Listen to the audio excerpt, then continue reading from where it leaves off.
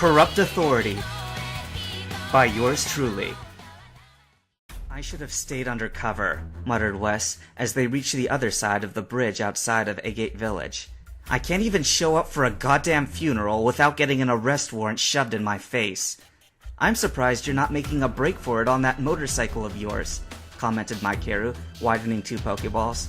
Not that there's any point in running, but what makes you want to stay until the bitter end? I brought my girl here, replied Wes simply, tossing his own 2 Pokeballs. I can't rightly leave her without a ride back, can I? In a combined burst of light, 4 Pokeballs opened to reveal an Espeon and an Umbreon on Wes's side, and on Maikeru's side, Glaceon and... Hibiki's heart gave a leap. Kenta made a grunt of exclamation. Standing there on 4 steel legs, with the signature cross between its eyes, stood the living tank, Metagross.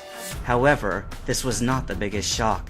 As Hibiki stared at the mighty creature, somebody's words resounded in his ears. Of course I'd recognize him! He has a vertical scar down his left eye. It's his proudest battle wound! This Metagross was covered in scrapes and scars, but the line down its left eye was undeniable. Stephen Stone's greatest achievement lumbered before them. Wes hissed a curse, then snapped his eyes to Kenta. Alright, no more games, he said urgently. I need a reason to trust you right now. Then consider this good enough, said Kenta, tossing him something. The fact that I trusted you first. Wes and Maikeru both stared at it. Another Master Ball? Breathed Maikeru, gazing in disbelief. How did you possibly... Who are you? Sidecar, mouthed Wes, quickly and quietly. Under the seat. Metagross! Meteor Mash! Son of a... Espeon, Reflect! Umbreon, Confuse Ray! Hibiki, who was closest to Wes's motorcycle, ducked headfirst into the sidecar and plunged his hand under the seat.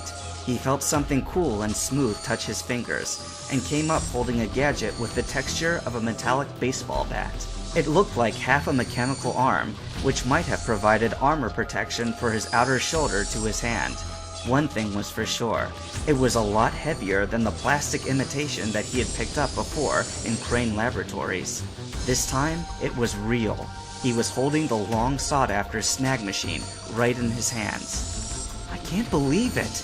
The snag machine was right here, and Kenta and I walked directly past it on our way in. And Wes, he's been pretending he didn't have it, yet it probably never left his side since he went into hiding. Quickly! Barked Kenta, beckoning Hibiki to Wes's side. Bring it here! Umbreon was all by himself now. A skid mark on the ground from the battlefield to the stream showed where Espeon had disappeared into. Metagross had punched the psychic Pokemon all the way to the water with Meteor Mash, and despite the Reflect Shield that had been thrown up in advance, it didn't seem to be enough. Espeon was not coming back to Umbreon's side. Even as Hibiki made it to Wes's shoulder, he witnessed the frigid cold as Maikeru's Glaceon blasted Umbreon in the face with an unrelenting ice beam. Wes was breathing like a bull, teeth clenched and bared. In another flash of light, Bolt was on the field in Espeon's place, and Kenta also stood by Wes's side. He turned to his partner as Hibiki held the snag machine out to offer him. Go for it, Wes! Capture that Metagross! We'll turn it right back on him! Maikeru shot Kenta a very ugly smile. Go ahead and listen to him, Wes, he said through his teeth.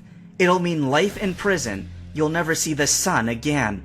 Wes held up Kenta's Master Ball and looked down at the snag machine that Hibiki was holding out to offer him. I'm not afraid of a threat, he said, raising the ball. A moment later, he dropped it into Hibiki's hands, and Hibiki, caught by surprise, fumbled to grab it. But I swore an oath never to steal another Pokemon again. I won't break it.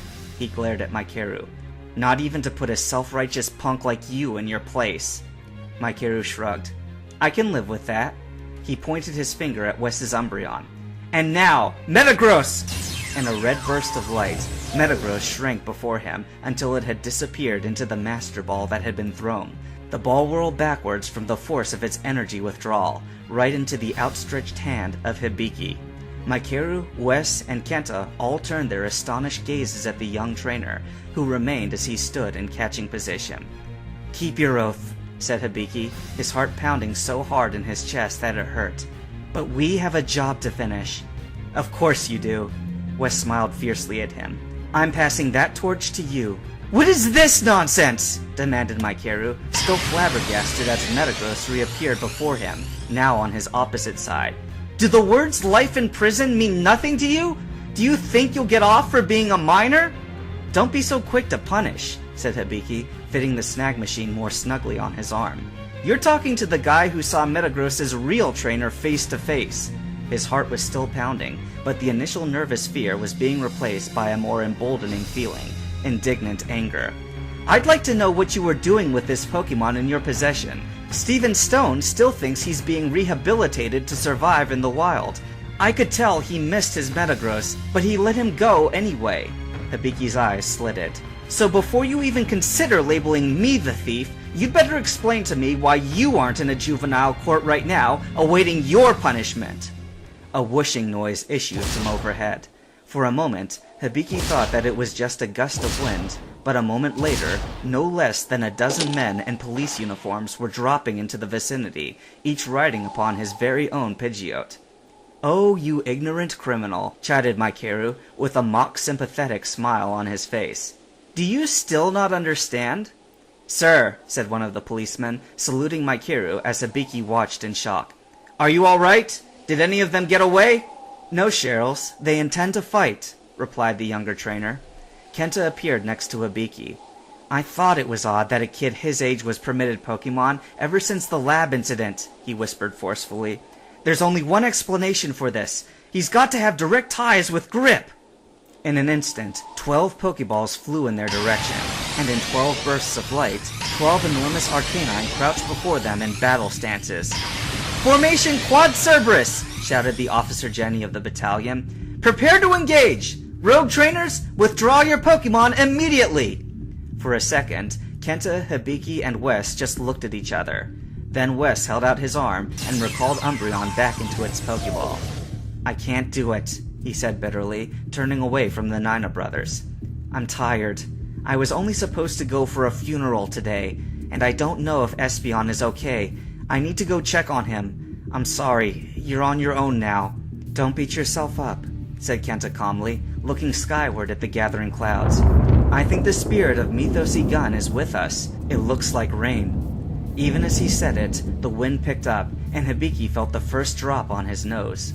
Kenta looked past the massive forms of Metagross and Bolt, past the brigade of Arcanine police dogs, and straight at the blue-dressed men and women who were ready to order them. Over the sound of the wind, he raised his voice, letting it boom so loudly that even Hibiki was amazed at the frequency level. Ladies and gentlemen wearing police uniforms who have been willingly or unwillingly lied to, you have placed your trust in the hands of a pot that has declared the kettle black. In doing so, you have also dishonored a noble man's funeral. Lightning flashed overhead, and Hibiki could see the growing anger outlined in Kenta's face. I have no intention of stealing any of your Pokemon, he announced, but this is your first and last warning to leave us in peace. If you don't, we will force you out. Right on cue, thunder rolled at the end of his words. The officers on the other end of the field glanced at each other, some looking hesitant. Then Maikeru's words cut into the midst of their doubt sharply. Oh, for crying out loud, don't let him jerk you around like that! It's his Zapdos that's causing the weather to turn like this. This is nothing but special effects. Yeah, but this rain, remarked another officer, holding out her hand as the droplets fell in increasing succession. It'll interfere with the effectiveness of our attacks. So power up! Quad Cerberus, get that flash fire working! The 12 Arcanine obediently turned on each other and blasted one another with breaths of flame, powering up their fellows. From beside Hibiki, Kenta gave a hiss of frustration through his teeth.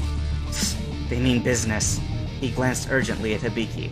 You captured Metagross. Until we can get him back to Steven, he's under your command now. Don't let this opportunity go to waste. Right, said Hibiki, bracing himself as the excitement of battle pounded through his veins. He focused his attention on Metagross, hardly daring to believe that he was actually giving it orders like a real trainer. Okay, let's see. They're fire types, so they'll be strong against steel. Steven must have been aware of this weakness, so what might he have stored up as a countermeasure? Wait, I've got it! Let's see what you can do! Barked Hibiki in his most authoritative voice. Hit them all at once! Earthquake! Metagross's response was immediate and devastating. With both front arms, the living tank Pokemon pummeled the earth with the force of a runaway train. The resulting shockwave threw every standing person off their feet and beat them mercilessly on the ground against rocks and sharp clay. To the left, trees lifted straight off the ground so that their roots were exposed, and on the right, the bridge leading into Agate Village bent to an almost 30-degree angle. Hibiki tripped painfully and dizzily to his feet and stared at the row of Arcanine now lying in heaps before him. They were all down. Wait, no they weren't. As the humans regained their footing and the flying-type Pokemon touched back down, the Quad Cerberus unit stumbled back onto all fours, each dog with its tongue lolling out, breathing heavily. Somebody on the police side shouted, "Flame Order!" And suddenly, Hibiki's whole world lit up. In a blast of blinding orange and radically intense wave of heat, the 12 Arcanine focused their fire breaths in one enormous flamethrower, which enveloped Metagross until he could no longer be seen. When the police dogs finally let up, Metagross lay motionless on the ground, glowing with a red aura from the incredible heat. Stunned to the point that he could barely feel the scalding burns on his face, Hibiki numbly held out his Master Ball and withdrew the beaten Metagross. He held up Snorlax's ball automatically, but somebody's arm thrust it out to stop him. It was Kenta, and he was livid. 12 flamethrowers to one Pokemon? Really? He said softly, poisonously. Have you no regard for the line between unconsciousness and death? His voice rose to a battle roar. Then neither will we! Bolt! He didn't need to say anything else. The Salamence was in the sky for just a moment, then dive-bombed the ground for an earth-shaking impact. The force of this earthquake tore Agate Bridge completely from the battlefield side of the ground and scattered its planks into the water, while the surrounding trees toppled like dominoes, sending roots popping and mounds of dirt flying. Hibiki glanced around worriedly, but no trees came crashing his way. The police force, conversely, hurried to recall their defeated Arcanine before a large tree trunk came crackling down right where they had fallen. "Eat it," muttered Kenta, watching the sight with his arms crossed unapologetically. Wes appeared beside him, his eyes wide with wonder, and he looked at Kenta with a new awe that bordered on fear. "God damn, son," he whispered. "You're a warlord. Did you find your Espeon?" "Yeah, he's okay. He got punched into the stream, so the earthquakes didn't affect him much. But Jesus, Murphy," Wes continued, almost dazed, "that Salamence is a living calamity. Not even Evis's Salamence could dish out that level of magnitude." "If you think he's something, you should see my brother Snorlax," said Kenta with a small smile, turning to Hibiki. He raised his eyebrows at his brother. "Hint, hint."